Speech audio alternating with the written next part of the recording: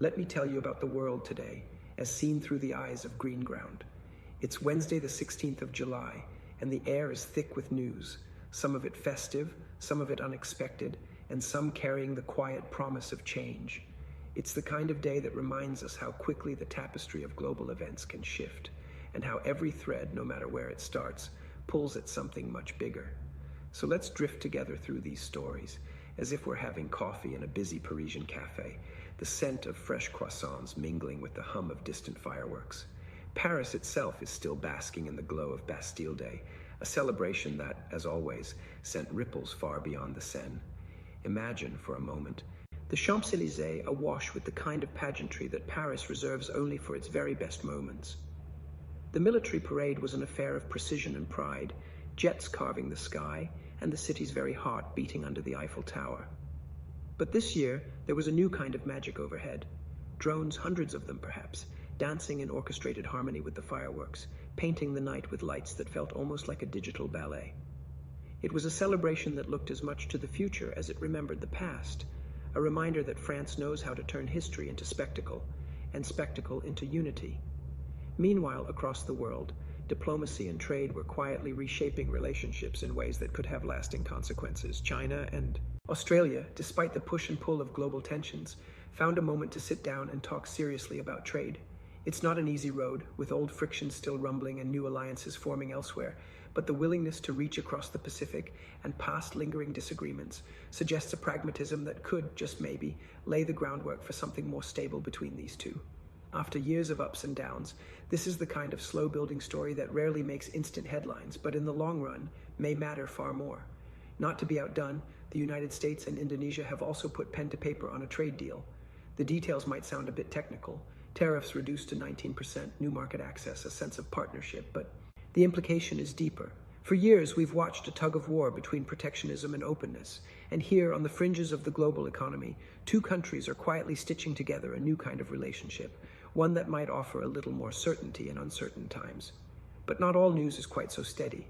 In the north of Japan, Typhoon Nari made landfall on Hokkaido, a rare visitor to an island more accustomed to snow than storm. The last time a storm like this struck was nearly a decade ago, and while the typhoon has already begun to fade, the question of what comes next is still hanging in the damp sea air. Local communities are no doubt taking stock, and for those who remember the warnings of a changing climate, this event feels like another chapter in a story still being written. Far away in the southern skies, a quieter and more somber headline. A Dutch medical flight crashed just after taking off from London's Southend airport, leading to a temporary closure while investigators look for answers. At this early stage, details are still emerging, and it's a sobering reminder of how, in our age of constant connection, some stories unfold in slow motion, waiting for the clarity that only time can bring. And then there's New Zealand, always a little ahead of the curve, announcing ambitious plans to double their international student market within the next decade. By easing rules around work permits, the country is betting that a global generation of talent will look to its universities and its way of life for something more than just a degree. It's a smart, gentle kind of nation building, the kind that might just set an example for others in a world hungry for both education and belonging. These stories, as they weave together, tell us something about this particular moment. The world feels at once both connected and chaotic, filled with celebrations and crises, partnerships and plans. And in each of these moments, there is a thread of possibility, a sense that our collective future is still being argued over, negotiated, and occasionally danced under the lights of a Parisian night.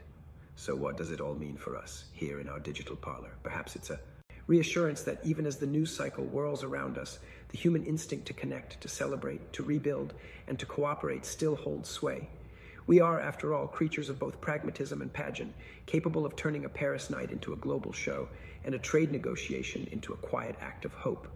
If you're as fascinated by these stories as I am, I'd love to hear your thoughts. Drop a comment, share your reactions, and tell me which story resonates with you the most. Is it the spectacle of Paris, the subtle diplomacy in Asia, or the quiet ambition of New Zealand? Don't forget to like, comment, and subscribe for more of these daily journeys through the headlines. For those hungry for deeper dives or related links, you'll find everything in the description below. And of course, as always, if you have friends who love smart, stylish conversations about the world, share this with them. There's always room for more voices in this global parlor. Until tomorrow, stay curious, stay connected, and remember, Greenground is always here, serving up the news with a touch of elegance, a dash of wit, and a deep belief that every story, no matter how grand or subtle, matters.